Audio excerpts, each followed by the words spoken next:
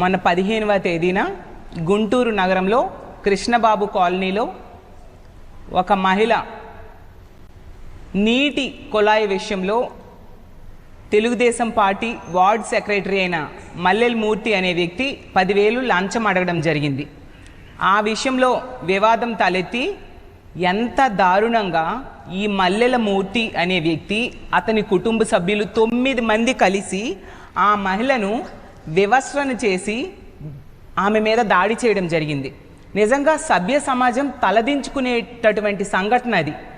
ఆమె 10 నిమిషాలు దాడి చేస్తూ ఉంటే మధ్యలో ఆమె భయంతో మూత్రం పోసుకుంటూ ఉన్నా కూడా వీళ్ళు విడిచిపెట్టకుండా ఆమె మీద దాడి చేశారంటే తెలుగుదేశం పార్టీ నాయకులు ఎలా కాలకేయుల్లా మారిపోయారు అనే విషయం మనకు స్పష్టంగా అర్థమవుతుంది. అసలు ప్రజాస్వామ్యంలో ఉన్నామా లేదా అర్థం కావట్లేదు. మొన్నటికి మొన్న ప్రకాశం జిల్లా కావలిలో మనం చూసాం, ఒక గిరిజన మహిళను ఏ విధంగా వివస్త్రం చేసి దాడి చేశారు. ఆ సంఘటన ఇంకా మరిచిపోకముందే ఇప్పుడు ఇంత దారుణమైన సంఘటన. అంటే మహిళలు స్వేచ్ఛగా ఈ కూటమి పాలనలో రోడ్డు మీద తిరగలేరా, బ్రతకలేరా? బ్రతికే స్వేచ్ఛని ఈ కూటమి ప్రభుత్వం పూర్తిగా హరించి వేసింది. ఇలా పదే పదే ఇలాంటి సంఘటనలు ఎందుకు జరుగుతూ ఉన్నాయి? ఈ సంఘటనల కారకులు కూడా, ఇలాంటి సంఘటనలు జరుగుతూ ఉంటే వీటి కారకులు కూడా ఎక్కువగా తెలుగుదేశం పార్టీ నాయకులు లేదా కార్యకర్తలు, ఆ కూటమిలో ఉండే వ్యక్తులే అవుతూ ఉన్నారు. ఎందుకు జరుగుతున్నాయంటే నాకైతే ఒకటి అర్థమవుతుంది. ఒక్కొక్క సంఘటన జరుగుతూ ఉంటే దాని మీద ప్రభుత్వం కానీ పోలీసులు కానీ ఎటువంటి చర్యలు తీసుకోకపోవడం వలన తరువాత చేసే వాళ్ళకి భయం లేకుండా పోతుంది. మా ఎమ్మెల్యేలు ఇలాంటి తప్పులు చేసినా ప్రభుత్వం చర్యలు తీసుకోవట్లేదు కాబట్టి మేము మరిన్ని తప్పులు చేస్తాము అన్న టైపుగా ఈరోజు వ్యవహరిస్తూ ఉన్నారు. 15వ తేదీ ఆ సంఘటన జరిగింది. 16న ఆ మహిళ కంప్లైంట్ ఇచ్చింది, కానీ ఎటువంటి యాక్షన్ తీసుకోలేదు. 17వ తేదీన సాక్షి మీడియా ఆ విషయాన్ని వెలుగులోకి తీసుకురావడం జరిగింది. వీడియోలు కూడా బయటకు వచ్చేసాయి. ఆ మహిళని వివస్త్రణ చేసి దారుణంగా ఆమె మీద దాడి చేసిన వీడియోలంతా కూడా వైరల్గా సోషల్ మీడియాలో అవడంతో ఈరోజు ఉదయం చంద్రబాబు నాయుడు గారు మేల్కొని ట్వీట్ చేశారు. అప్పుడు పోలీసులు, మన రాష్ట్రంలో ఉన్న పోలీస్ వ్యవస్థ మేల్కొని వాళ్ళు అతన్ని, ఈ మల్లెల మూర్తి అనే వ్యక్తిని అరెస్ట్ చేశామని చెప్పడం జరిగింది. అంటే నిజంగా సిగ్గుచేటు కాదా? ఇది మానవత్వానికే సిగ్గుచేటు. ప్రభుత్వం సిగ్గుతో తలదించుకోవాలి.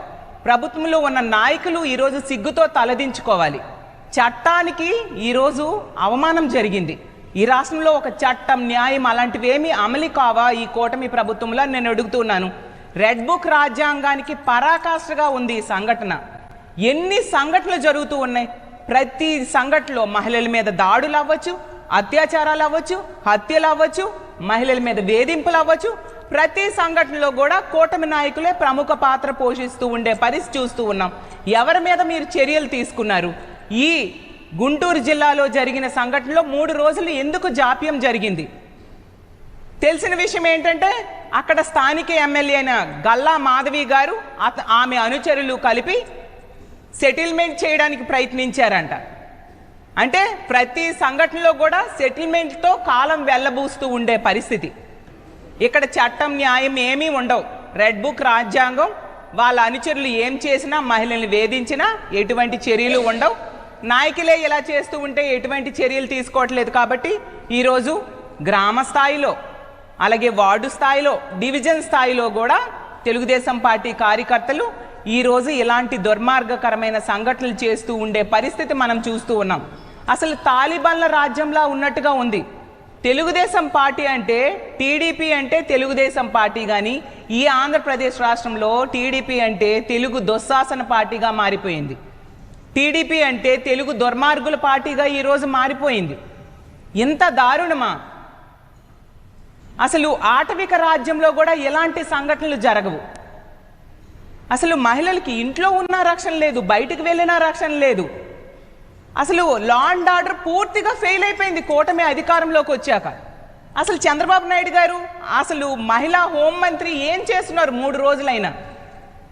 ఇలాంటి సంఘటన జరిగినందుకు ఒక మహిళ అయిన హోంమంత్రి సిగ్గుతో తలదించుకోవాలి. ఆమె నైతిక బాధ్యత వహించి రాజీనామా చేయాలి. తన పార్టీ కార్యకర్త, తన పార్టీ వార్డు ఇన్ఛార్జ్ ఈ విధంగా చేశాడు, సిగ్గుపడాలి. మరి ఇప్పుడు ఆవిడ వీడియో కాల్లో పరామర్శ చేస్తారా?